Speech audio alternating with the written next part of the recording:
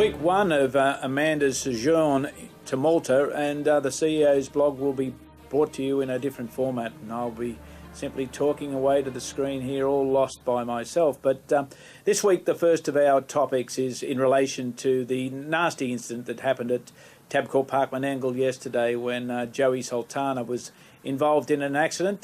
Joe has been transferred to hospital. He has a broken pelvis, but we're all thinking about Joe and hoping he recovers fully and as soon as possible. But on the trotters yesterday at Menangle, it was fantastic to see that Ellen Rixon and Will Rixon, brother and sister, of course, took out the first two races for the trotters, and that follows on very, very closely from that magnificent promotional DVD or presentation that the Trotters Association, Harness Racing New South Wales and the Principal Club have put together. So everything's going forward for the Trotters, and finally, again, we wish Joe Sultana a really quick recovery.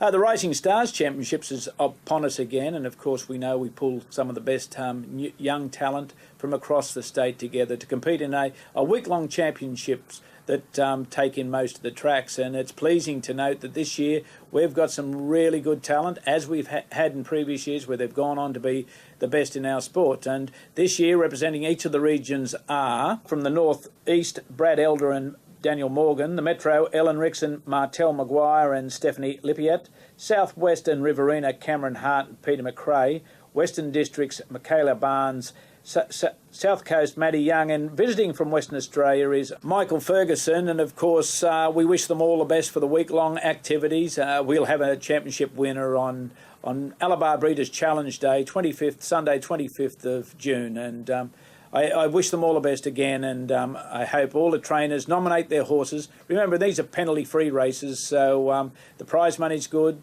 the racing will be good, the drivers are good, and it's a penalty-free race. Harness Racing New South Wales welcomes to the board Ken Brown as our new board member. Ken Brown, of course, replaces Robin Stubbs, who, due to work and other commitments, wasn't able to complete her time here at Harness Racing New South Wales.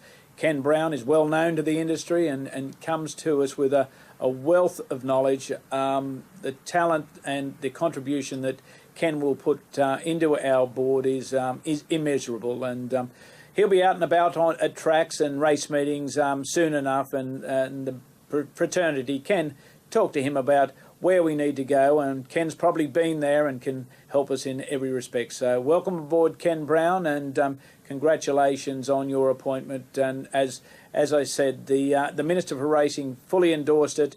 Our board were right behind the nomination, and we have another bright star, similar to the Rising Stars, I suppose, in the board ranks here at Harness Racing New South Wales. It's been a hectic week this week for the board members and the executive management as we travelled to Wagga for the Riverina, Southwestern Riverina regional meetings. Some very worthwhile meetings with the clubs, and then of course we had an information session on Monday night at the Rules Club in Wagga.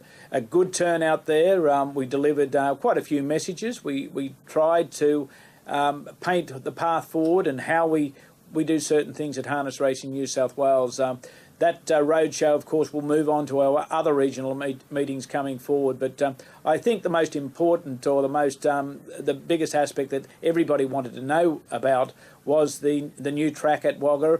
We're only one step away, and when I say one step, it's just a government approval to start the works there at Wagga. So hopefully this time next year we see racing on a magnificent new facility at Wagga, 1,000-metre track, very big and expansive stables, which also accommodates the mini trot participants who are so strong in the Riverina area. So we're looking forward to that, and hopefully when I'm back on Trots TV next week with the CEO's blog, that we will be able to say we've turned our first sod of soil on the new complex at Wagga.